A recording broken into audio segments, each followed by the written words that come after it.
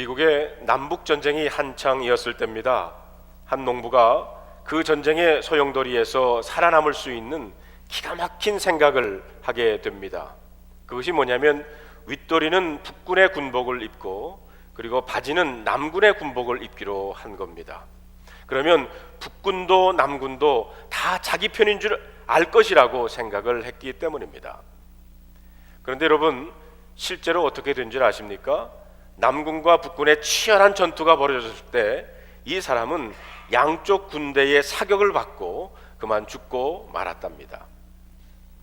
왜냐하면 소속이 불분명했기 때문입니다. 믿음이란 어떤 의미에서 소속의 문제입니다. 우리가 누구의 것인지 그리고 누구에게 속해 있는지를 알아야 올바른 믿음의 삶을 살 수 있다는 것입니다. 사도행전에 보면 안디옥에서부터 예수 그리스도를 따르는 사람들이 그리스도인이라 불리워졌습니다. 그리스도인이라는 것은 그리스도에게 속한 사람 혹은 그리스도를 추종하는 사람이라고 하는 뜻입니다. 그러므로 우리가 그리스도인이 된다고 하는 것은 우리의 소속이 예수 그리스도에게 있다는 말씀입니다. 성경은 구원을 소속의 문제로 보고 있습니다. 주님께서 어느 날 제자들에게 이렇게 말씀을 하십니다. 요한복음 5장 24절에 보니까 내가 진실로 진실로 너에게 이르노니 내 말을 듣고 또 나를 보내신 이를 믿는 자는 영생을 얻었고 심판에 이르지 아니하나니 사망에서 생명으로 옮겨졌느니라. 구원이란 바로 사망에서 생명으로 옮겨진 것입니다. 우리 주님께서는 우리가 구원을 받았다고 하는 것은 더 이상 우리가 사망에 속한 자가 아니라 생명에 속한 사람이 되었다는 의미입니다. 또한 구원받은 우리는 이 땅에 속한 자가 아니라 하늘에 속해 있는 자라는 겁니다. 우리의 이름은 하늘의 생명책에 기록되어 있고 우리는 하늘나라 시민권을 가진 사람인 줄로 믿습니다. 우리가 잘 아는 것처럼 모세가 태어났을 당시에 애굽에 있었던 이스라엘 자손들은 온갖 억압을 받고 있었습니다. 애굽의 바로 왕은 이스라엘 자손을 억압하다 안 되니까 결국에는 남자아이가 태어나면 나일강에 던져 죽이라고 했습니다. 그런 가운데 모세가 태어난 것입니다. 오늘 본문 출애굽기 2장 첫머리를 보면 1절에 레위 가족 중 한 사람이 가서 레위 여자에게 장가를 들었다 이렇게 말씀이 시작되고 있습니다. 성경은 모세의 아버지와 어머니의 이름을 밝히는 대신에 그들이 레위 가족이라는 것만을 밝히고 있습니다.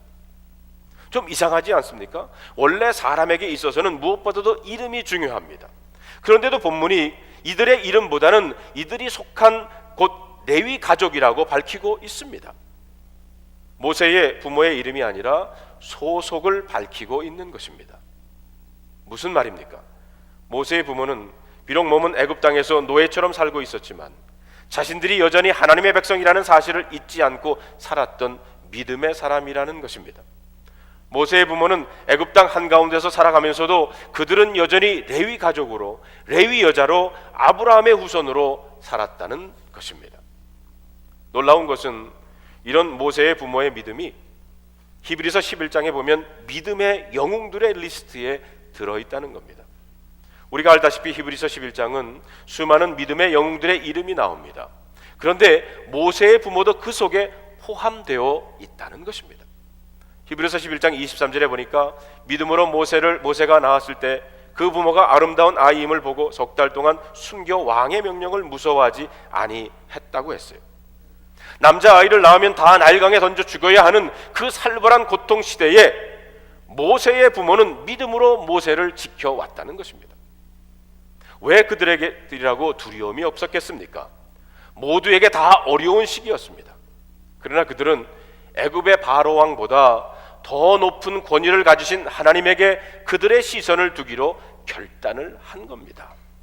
그래서 모세가 태어나고 3개월 동안 그를 숨겨서 키웠습니다. 석 달이 지나자 더 이상 모세를 숨길 수가 없었어요. 아마 아이가 점점 커가면서 아이의 울음소리가 커졌기 때문일 수도 있습니다. 석 달 동안 아이를 키우는 것은 모세의 부모가 할 수 있는 믿음의 최선이었습니다. 믿음의 최선을 다한 후에 모세의 부모는 갈대상자를 가져다가 물이 들어오지 않도록 역청과 나무진을 칠하고 그 안에 아기를 담아 나일강과 갈대 사이에 띄웠다고 그랬어요. 그리고 난 후 그 누이 미리암은 어떻게 되는지를 보게 됩니다. 물론 성경에는 그렇게 나와 있지는 않지만 아마 제 생각에는 모세의 부모가 일부러 미리암을 보낸 것이 아닐까 하는 생각을 해봅니다. 좀 무리한 해석일지는 모르지만 아마 모세의 부모는 이 상황에서 하나님이 어떻게 간섭하시는지를 보기를 원했던 것 같습니다. 그들은 여전히 하나님을 신뢰했습니다. 믿음은 어떤 면에서 내가 힘쓸 것과 하나님께 맡길 것을 구분할 수 있는 지혜와 통한다고 볼 수 있습니다. 어떤 사람은 하나님께 맡겨야 될 것을 가지고 밤새도록 잠 못 이루고 고민하는 분들도 있습니다. 이것은 어리석은 일입니다. 이런 경우 내가 해보려는 생각을 버리고 하나님의 주권을 인정하는 것이 바로 좋은 믿음인 줄로 믿습니다. 자, 그 다음엔 어떤 일이 일어납니까? 더 정확하게 묻는다면 하나님은 그 다음에 어떤 섭리를 행하셨습니까? 하나님은 바로의 왕 공주를 그 강으로 보내셨어요. 하필 그 갈대가 있는 그곳으로 목욕을 하러 왔다가 갈대 사이에 상자를 발견하게 됩니다. 시녀를 시켜서 상자를 가져오게 하니까 그 안에 있는 아기를 보게 돼요. 바로의 공주는 상자 안에 있는 아기를 보고는 그 아이가 히브리인의 아이인 것을 알았습니다. 그런데 상자를 여는 순간 그만 그 아이가 울었어요. 제 생각에는 바로 그때 아이가 운 것 역시 하나님의 섭리라고 생각이 듭니다. 하나님은 아기의 울음을 통해서 공주의 마음을 움직였고 아기를 불쌍히 여기는 마음을 주셨습니다. 바로 그 순간 모세의 누나 미리암이 나타납니다. 그리고 이렇게 말합니다. 공주님, 제가 가서 히브리 여인 중에 유모를 불러다가 당신을 위하여 이 아이를 젖을 먹이게 하리이까? 바로 공주는 그렇게 하라고 합니다. 미리암은 곧 달려가서 누구를 데려왔겠습니까? 모세의 친어머니, 자기의 어머니 요게벳을 데리고 옵니다. 바로의 딸 공주는 그를 보고 이렇게 말합니다. 이 아이를 데려다가 나를 위하여 젖을 먹이라. 내가 그 싹쓸 주리라.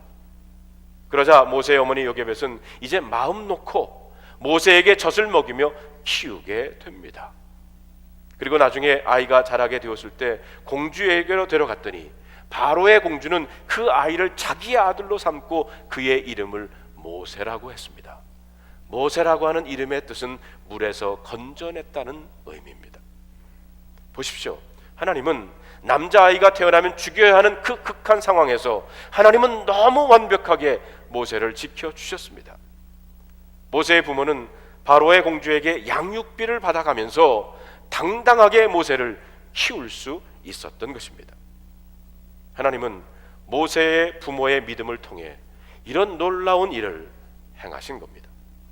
사랑하는 성도 여러분, 지금도 마찬가지입니다.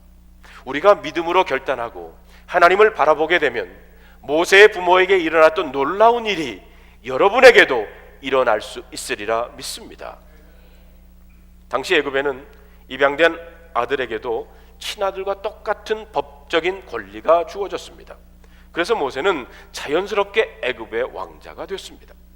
그는 애굽의 권력의 핵심부에서 애굽의 학문을 배웠고 애굽의 문화의 중심에 서 있었습니다. 사람들이 부러워하는 엄청난 부와 명예를 가지게 됐습니다. 그런데 우리가 성경을 주의 깊게 읽어보면 그럼에도 불구하고 모세의 관심은 그런 것들에 있는 것이 아니었다라는 것을 발견하게 됩니다.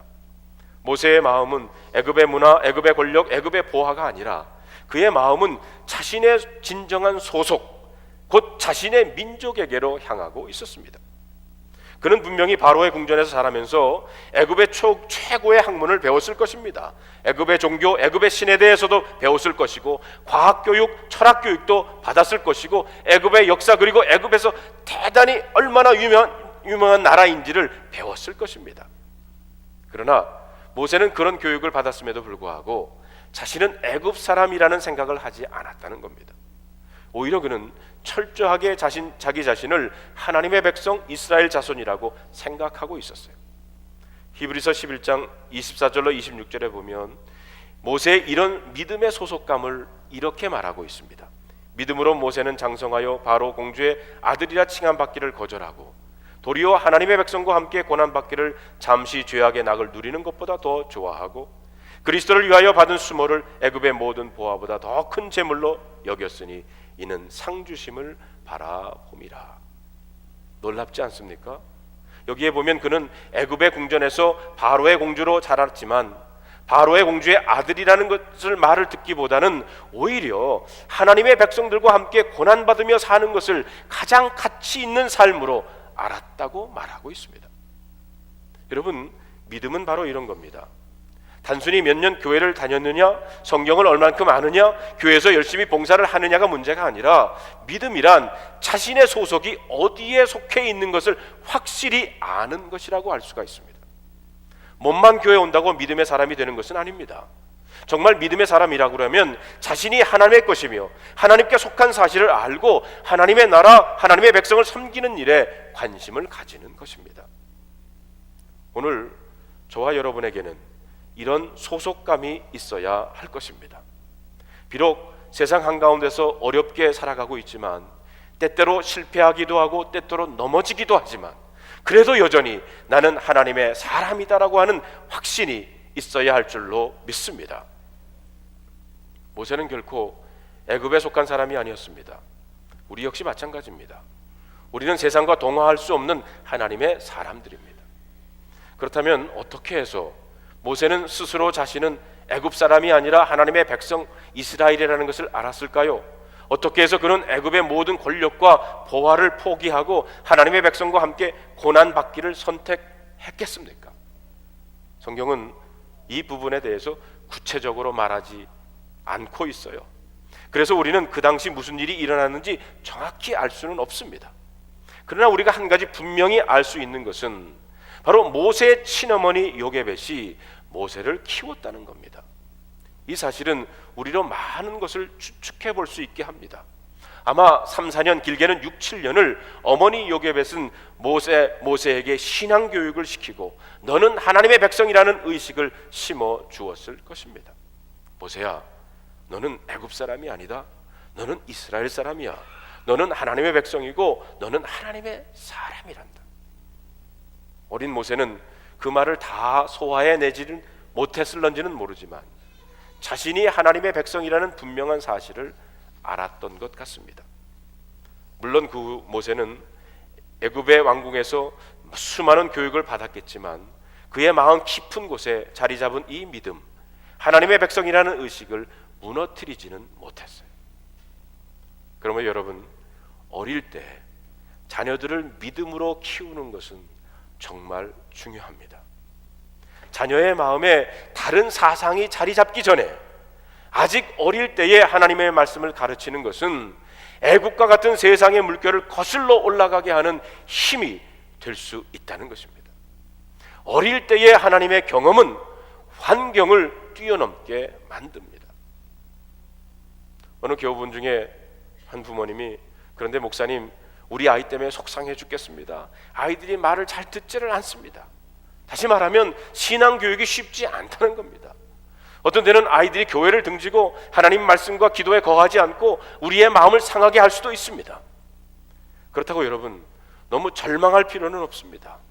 사도행전 7장 23절에 보면 모세가 어느 날 자기 민족 하나님의 백성들을 향한 위대한 사명을 깨닫게 되는 중요한 전환점에 대해서 이렇게 말해요. 나이가 40이 되매 그 형제 이스라엘 자손을 돌볼 생각이 나더니. 아마 한동안 모세도 잊어버렸는지도 모릅니다.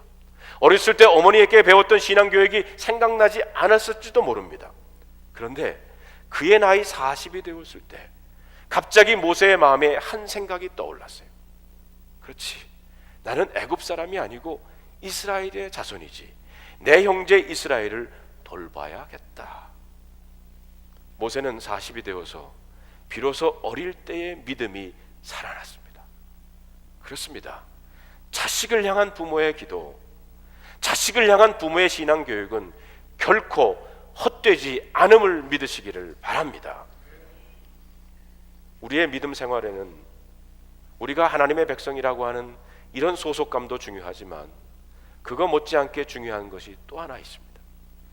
그것은 하나님의 백성은 하나님의 방법으로 살아야 한다는 것입니다.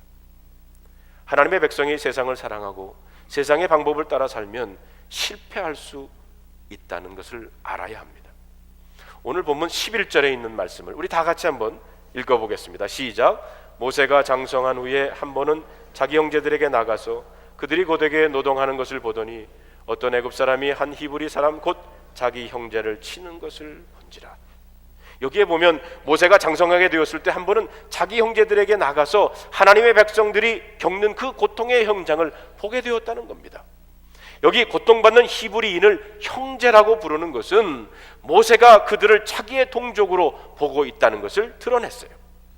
자, 형제들에 갔더니 모세는 무엇을 봤습니까? 그는 한 애굽 사람이 아마 노예 감독관이었을 것입니다. 어떤 히브리 사람 곧 자기 형제를 때리는 것을 보았다는 거예요. 이때 자신도 모르게 모세의 마음에 분노로 가득 차게 됩니다. 이럴 수 없어. 저런 놈들 때문에 하나님의 백성이 고통을 당하는 거야. 저런 놈은 죽여야 돼. 마침 좌우를 살펴보니 아무도 없었어요. 그래서 모세는 그 애굽 사람을 쳐서 죽이고 아무도 모르게 모래에 감췄습니다. 여러분, 여기서 모세가 좌우를 살폈다고 하는 것은 모세의 떳떳하지 못한 모습을 표현하는 것입니다. 그는 좌우만 살폈지 하나님을 보지 못했습니다. 이튿날 다시 나가보니까 이번에는 히브리인들끼리 싸우고 있었어요. 모세는 잘못한 사람에게 네가 어찌하여 동포를 치느냐 이렇게 말합니다. 그러자 그 사람이 뭐라고 모세에게 대꾸를 합니까? 14절에 있는 말씀 우리 다 같이 한번 읽어보겠습니다. 시작. 그가 이르되 누가 너를 우리를 다스리는 자와 재판관으로 삼았느냐? 내가 애굽 사람을 죽인 것처럼 나도 죽이려니는. 모세가 두려워하여 이르되 일이 탈로 되었도다. 여기에 보면 그 히브리인이 모세의 책망을 받아들이지를 않습니다. 오히려 모세가 애굽 사람 죽인 것을 들먹이면서 모세를 위협하고 대들었어요. 모세에게는 참 난감한 일이 벌어진 겁니다. 그러자 모세가 사람을 죽였다는 소문이 퍼지게 되었고 바로 왕의 귀에까지 들어가게 됩니다. 바로 왕은 모세를 체포하려고 했고 결국 모세는 바로 왕을 피해서 저 미디안 광야로 도망을 가게 됩니다. 여기서 중요한 것은 모세는 하나님의 백성이었지만, 하나님의 사람이었지만 하나님의 방법대로 문제를 해결하지 못했다는 것입니다. 분명 모세는 하나님의 백성으로 고통받는 히브리인에 대한 관심이 많았습니다. 애굽의 공주의 아들이라는 지위와 권력도 버리고 하나님의 백성과 함께 고난을 받을 준비가 다 됐어요. 하나님의 백성을 위해 살겠다는 삶의 목표도 좋습니다. 얼마나 좋습니까?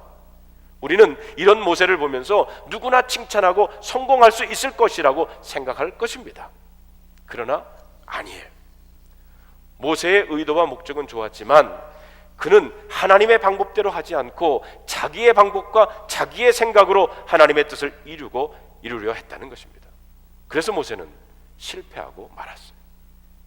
순간적으로 모세는 이런 생각을 했을런지도 모릅니다. 애굽 사람을 죽인 것이 비록 탈로 났더라도 이제 노예 생활하는 우리 동족들은 나를 옹호해 주겠지. 그러면 내가 강력한 군대를 만들어서 바로 왕과 대결해서 이 민족을 해방시키리라. 모세가 이런 생각을 했을지도 모른다고 추측할 수 있는 말씀이 사도행전 7장 25절에 나옵니다. 그는 그의 형제들이 하나님께서 자기의 손을 통하여 구원해 주시는 것을 깨달으리라 생각하였으나 그들이 깨닫지 못하였더라. 참 의미심장한 말씀입니다. 모세는 자기가 이렇게 하면 사람들이 자기를 알아줄 줄 알았어요. 그런데 아니었습니다. 오히려 애굽 사람을 죽인 것을 탈로가 나고 말았어요. 자기의 계획, 자기 생각대로 행하는 것은 결국 실패하고 맙니다. 그렇습니다. 인간의 생각과 방법으로는 하나님의 뜻을 이룰 수 없다는 겁니다. 하나님의 백성은 하나님의 방법대로 살아야 하고 하나님의 방법대로 사역을 해야 합니다. 하나님은 그 다음에 어떻게 하셨습니까? 실패한 모세를 미디안 광야로 내보내셨어요. 여러분, 왜 모세에게 40년 미디안 광야의 삶이 필요했을까요? 40년은 결코 짧은 시간이 아닙니다. 모세에게 있어서 이 기간은 가장 황금과도 같은 시기였습니다. 그런데도 하나님은 모세를 광야로 보내시고 40년을 그곳에서 지내게 하셨습니다. 왜 그랬을까요? 위대한 설교자 C.S. 루이스는 이렇게 말합니다. 고통이란 귀먹은 세상을 일깨우는 하나님의 확성기와 같다라고 했어요. 하나님은 모세를 미디안 광야로 보내서 모세 자신의 신화를 깨트리셨습니다. 인간적인 가능성도 완전히 깨트리셨습니다. 모세는 자기 힘으로 이스라엘을 구원하려고 했어요. 사람들을 모아서 군대를 만들고 그 군사력을 가지고 바로를 대항하려고 했습니다. 그는 자신을 믿었던 것입니다. 하나님의 때와 하나님의 역사를 기다리지 못하고 자기의 힘으로 하려는 사람에게 있어서 가장 좋은 방법은 광야로 보내서 오래 기다리게 하는 겁니다. 보십시오. 모세가 내놓을 수 있는 것이 학문이었어요.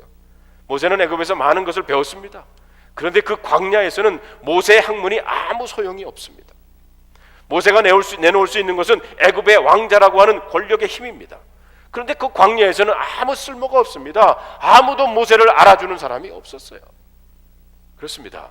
모세는 광야에서 비로소 지금까지의 자기의 경험, 자기의 계획이 얼마나 아무것도 아닌 것을 알게 되었다는 것입니다. 제가 그랬습니다. 30년 전 처음 미국인 교회 부목사로 목회를 시작하면서 미국인 목회도 하고 그 교회 안에서 한인 회중을 시작했어요.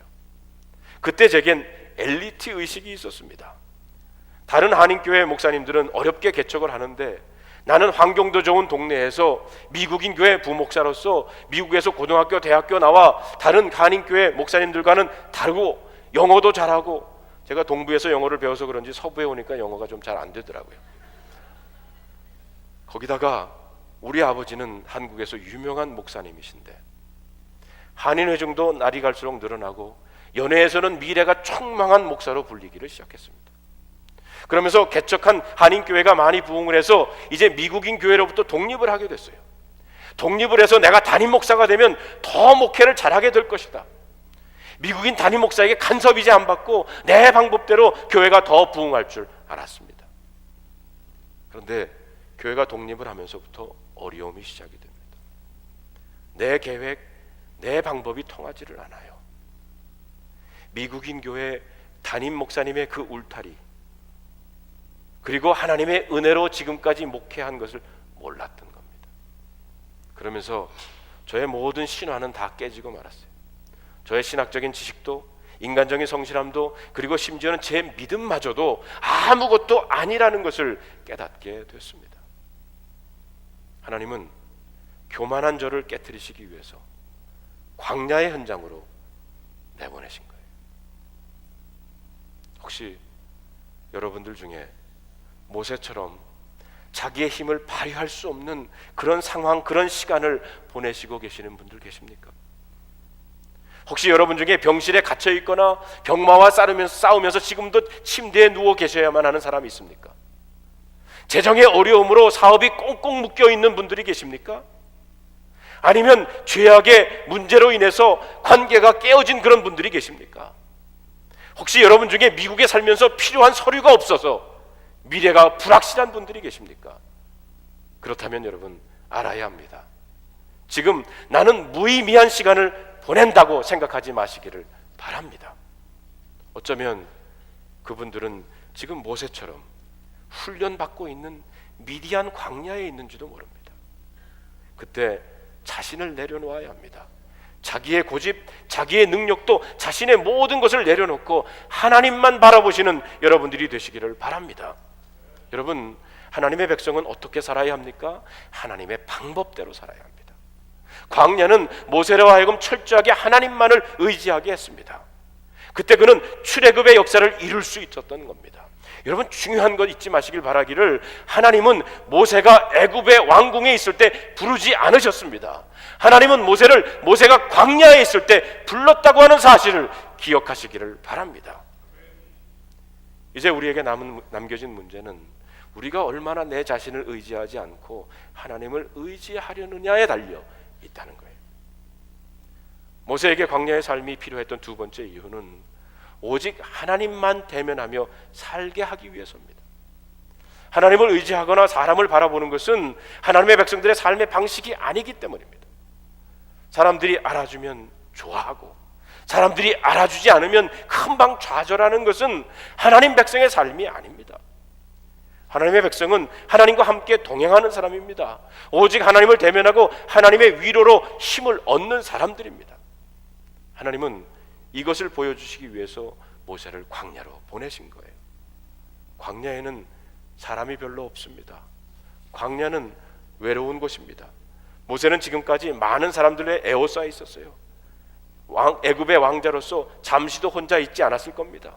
아마 그런 가운데 모세는 자신의 신화, 자신의 능력, 자기의 힘을 믿게 되었는지도 모릅니다. 그렇습니다.